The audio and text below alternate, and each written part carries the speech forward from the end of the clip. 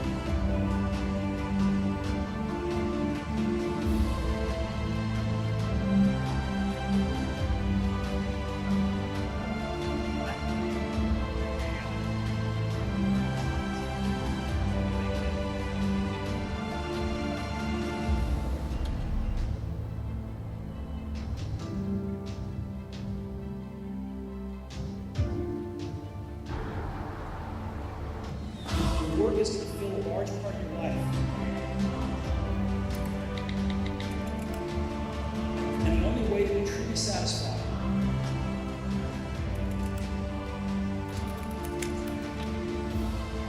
is to do what you believe is great. All right. So, good afternoon, everyone. That video that just played over there was a video that was created by the students of University of Indonesia, Petra Surabaya, in the able guidance of Omnicom and MMA. So a big round of applause for the creators of that particular mood video. So I think if the slide can go up, believe. That was basically the mood video and what it was all about. When I look at this particular stage with 4 of us on this particular stage, it's close to 100 years of work experience, which is right now talking to you. We tend to believe that it's not how long we've done something, but it's the quality of that particular how long that really matters. So this could have been a question-answer session, and we somehow wanted to bypass that format. And we said, let this be a format that inspires all of you lovely people sitting in this room today. So let's call this a session that you should remember as the belief session that happened at MMA today. Is that a good segue? All right. So when you talk about what we believe in, the main important part really would be the molds that we created yesterday are not designed to last tomorrow. I'll repeat it. The molds that we created yesterday are not designed to last tomorrow. So our first belief is supposed to be, for all of us representing whatever organization, there has been never a better time for us to rethink how we think about consumer strategies. So that's the first belief that I want to basically place in front of you. And, backing with data, the most important part really is supposed to be, when you talk about all the consumer experiences surveys that are hitting us, coming from multiple organizations, there is one thing which is very common in all those surveys. The survey talks about looking at consumer experiences, definitely putting AI next to our thought processes. So I'm sure since morning, all of you guys have gone through the miracle of AI, and there's no debate in terms of, is AI something that we should be a part of? That's not the belief that I'm trying to build. The belief that I'm trying to build literally is supposed to be those 3 percentages over there that I really want you to pay attention to. The percentage of 10, 20, and 70.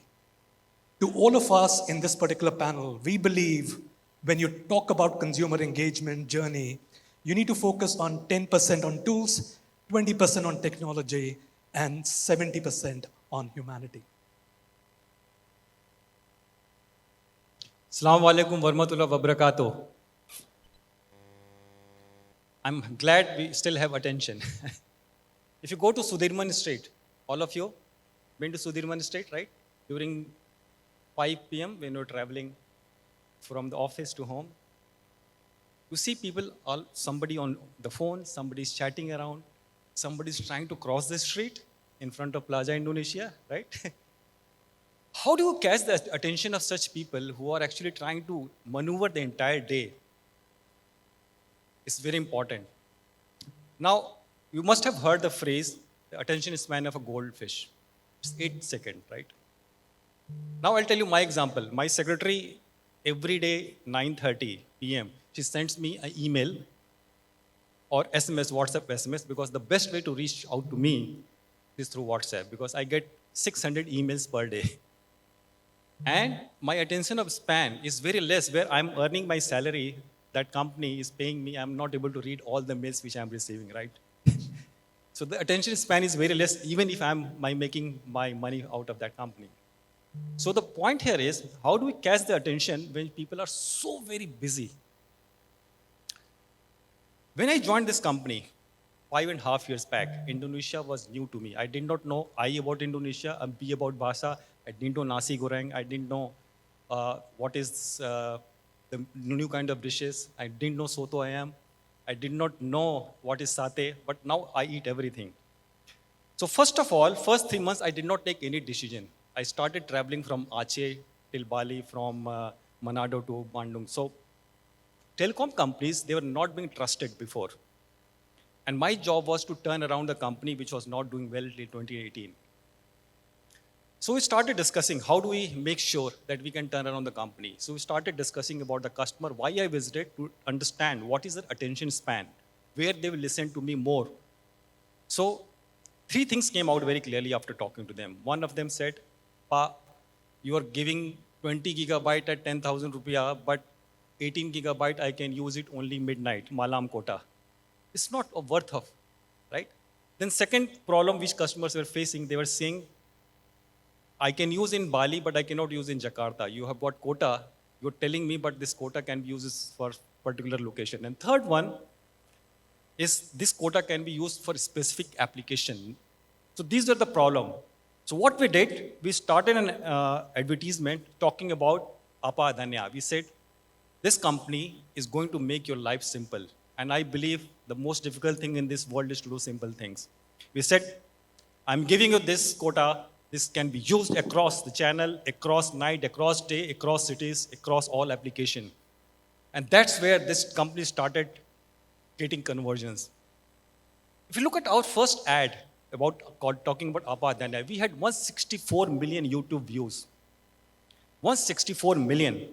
And we had only 55 million customers. So who all are watching? Even if you assume that one customer is watching that video for 2 times, there's still 50, 60 million of other customers who are watching our video. Why? Because that campaign was talking about Apa Dhanya. Second one, when pandemic, I think all of us have gone through pandemic. It is some of the things not good for us, some of things, I think Mr. Anish is also there on the stage. I heard you when he was Jakarta's governor, that we are taking care of the situation, and that you are coming time and again to that on TV and you're talking to us. Many videos are circulating. That was relevant that point in time, right? That got our attention, that somebody is taking care of us, and that got our attention. That's why important to listen to our consumer more. AI in everything is important, but unless until we are not connecting to your consumer from heart to heart, is not going to help us. During pandemic, we created a campaign that, okay, Silatu Rahmi is important. Yes, you have to go and bend down your knee and just touch the hand of your elders during Ramadan. You can still do that on video call, and Indosat is helping you. Trust me, you will keep on getting 270 million views. Why only 160? That's what it is important, to touch the people from their heart. That's where we can get the attention. Rest other things are important, but not as much as you're connecting to your consumer from heart to heart. And we should be here to solve customer problems, not what we want to sell. We should sell what customer wants. We should go where customers are going rather than expecting them to come to us. So that's what I wanted to talk. I think I will pass on to you. So we have some slides which kind of put a reinforcement to what Ritesh spoke about. IM3 examples that Ritesh spoke about. 60 million consumers on the network. So I think the next one. If you look at the IM3 campaigns, influencing those campaigns? Hadirnya Why bukan is it kotak that a ingin. long format content works for IM3? Speak about 3 seconds attention span and where we've Tapi got a jarak 4-minute video, tetap ku butuh. which actually made the internet absolutely bust from a positive standpoint. So the main important part really is we spoke about humanity and we spoke Kau ke about kamar dulu, Bu. attention, and that's the point being proven as a part of the case study by IM3. Passing the baton to Adri from here. Aku tahu. Right. So, hi everyone. Thanks, Ritesh. If Ritesh was talking about why emotional connection is more powerful than ever, is more needed than ever, my background is consumer and cultural research, so I want to share a point of view on why people are longing for emotional connection more than ever. And it starts with this quote, which is my quote, apparently, that popular culture today is endlessly stimulating, but it's also emotionally numbing. And it starts with this paradox. So I'll tell you why people more than ever are craving emotion. It starts, first of all, with an understanding of culture today. If you think about popular culture in the past, we used to go and watch music and gigs at a music venue, watch sports in a sports venue. Now, most popular culture is created for the digital world, and we're also consuming it primarily in the digital world. So actually what's happening is that most popular culture is internet culture, or internet culture is culture. But there's a problem with that, and it's a term called the inshitification of the internet. It's not my term. It's a term that was coined by a tech writer called Cory Doctorow, I think. The Financial Times also talked about this last year. The Guardian also had articles around this. But basically, the inshitification of the internet means that most of the internet, of what we have now on the internet, is low quality content. Some interesting data, 96% of web pages get no organic search traffic on search, which suggests that a lot of the content is actually created to game the system. 85% of all emails today are spam, and I can totally relate to that because my personal email now is all spam. It's like indistinguishable. And then it's even entering into music. Last year, Spotify had to remove tens of thousands of AI-generated songs. And so you can imagine how much of the internet, how much of culture is now polluted with this content. What's also happening is what's called the flattening of culture, whereby most content is created to please the mass. And so you see the extinction of strong subcultures. It's just a big mainstream culture. And this is very problematic. And so this comes the paradox for the consumer. We always, throughout the day, we've been talking from an industry perspective, but I want to invite you to think from the consumer perspective. What is the consumer experiencing? We spend 3, 4, 5 hours a day on the internet, and it's extremely stimulating. We have a lot of moderately well-produced content, but it's also numbing. It's like eating junk food endlessly, but you never feel nourished. That's kind of how you feel when you're consuming pop culture today. It's not all bad. There are gems online. There are incredible content, but the vast majority of pop culture is this way. And so the question is well, it's a problem, but it's also an opportunity. And therefore, the question is, how do you stand out as a company, as a brand in this context? And so we can find clues in popular culture outside of our industry. If you ask any young person in the room who was the biggest singer this year, they would probably say Bernadia. Depending on which age group you're in, you may or may not know her, but she's quite extraordinary. She just started, and she already has 4 songs with more than 100 million plays on Spotify. To give some perspective, Raisa, who is kind of like supposed to be the biggest female singer, her biggest song is 60 million. And Bernadia is not a huge star. What makes her stand out is she did not use catchy hooks, beautiful glam team, etc. She's not a superstar. She won the hearts of people through authentic storytelling by pouring her heart out. And people really connected to that. Another example is Agak Lain, which was mentioned by Pak Harman tadi. It's also extraordinary. I'm sure you know it's popular, but it was the highest grossing film this year. And there must be something behind that. It's not out of coincidence. It's also the highest grossing film in film history in Indonesia. And it went back to basics. It uses situational humor to talk about really deep issues that we're all feeling, like economic disparities and social pressures, through comedy. They weren't trying to do TikTok humor and make it into a long-form film. They weren't trying to do kind of like short, superficial things. It was really by connecting through deeply connecting humor. So the final thought before I hand it over to Padani is, it's an opportunity for us. And I would say, do we want to continue to contribute to the rubbish? Or do we want to contribute to elevating culture? And if you produce content online, let's try to elevate culture. And there's 3 keywords: emotion, authenticity, and originality. It's not about being the coolest, the most Gen Z, using the lingo, etc. It goes back to authenticity and heart.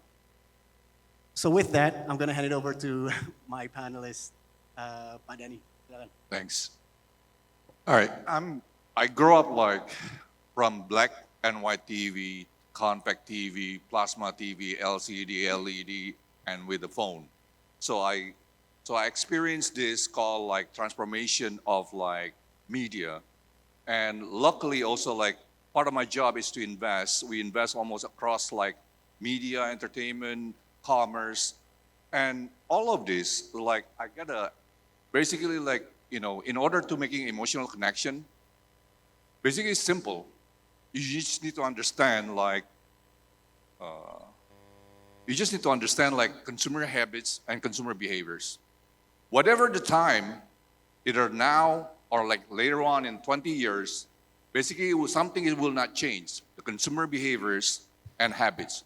But the media keep changing. The medium is keep evolving. So with that in mind, if you're a marketer, you really need to be a psychologist. You need to really understand what is, what making people move, what making people want to click on your ads or participate on your ad. So sometimes we get confused with all these new terms, but in the end of it, go back to the basic behaviors and habits. So we prove it time to time from Cascos, from no one, it become something. And with Carousel, we grow up. With 88 Rising, it's the same thing. Understanding the human behaviors. If you think that all these new terms that can help you, I don't think so. So if you see this, we doing a campaign with Gojek. Gojek has been kind enough with us and asking us reach Brian to doing this. And so there's 4 things that I always believe. So how you can making yourself relevant, how you can your content become one of a kind, and make your audience participate on it, and also the last, so it create emotionally connection with you guys. So all these numbers, basically it's huge. We got suddenly our album become #1 on this market. And the second thing I want to show to you is STB, Singapore Tourism Board. So this is our client. Singapore government is very hard client, to be honest with you. It's harder than all of you guys. So, but one thing that we manage, how we can grab the attention, convert to become intention, changing become in transaction. We're the only ecosystem in Indonesia that has a media. We have the artists, we have the commerce, and we have also have a sister company called Bank. So, and we also have OTA. So from the beginning to the end, we making sure everybody have this connection with us. And end up, we have about 450,000 transactions. We talk about hotels and ticketing. That's cost equal to $200 million for only 6 months. So if you understand the consumer behaviors, you can achieve it easily. But if without that, you know. You're just gonna guess around. You're gonna like doing the shotgun blast. You're gonna like just spread all over, put in Google, put in TikTok, put in like in Facebook, but you don't know which one is work. You end up like you're hoping like after 3 months later on, you're gonna get the result and you're adjusting the campaign. But if I were you, I'll, go back to the drawing board, understanding, look, your audience is not your customer, okay? There's a difference between audience and customer. All of you guys is the audience, but some of you guys is our customer. Not all of it, okay? So go back to the drawing board, understanding the psychology of human, and like to making sure all your campaign resonate to them, and so you can make an emotional connection to it. Thank you. So the prompter tells us that we need to summarize the slides. That's the last slide coming in, if I can just go there. So, the moment you talk about our beliefs that we were trying to seed into all of you, logically the 10, 20, and 70 is an important number for us to take home today. I hope you guys believe what we believe in. The second thing that if I have to summarize the 100 years of experience that we just put in front of you is supposed to be, if you have to create that balance, there are 3 things that are super important for us. When we talk about emotions and we talk about humanity, emotional velocity will be super critical, at least in Indonesia. So emotional velocity is going to drive attention, and using a combination of that both would logically create something that we all aspire to. We would be allowed to engineer serendipity in the way we connect with our consumers. And that actually will be reinventing the consumer exposure and the CX funnel for us. Terima kasih. Thank you. Thank you so much to the moderator and all speakers. Now is photo session. Please come forward.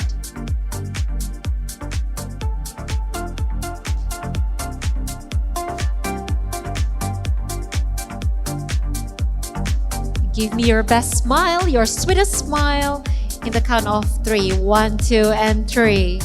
Once again, 1, 2, and 3.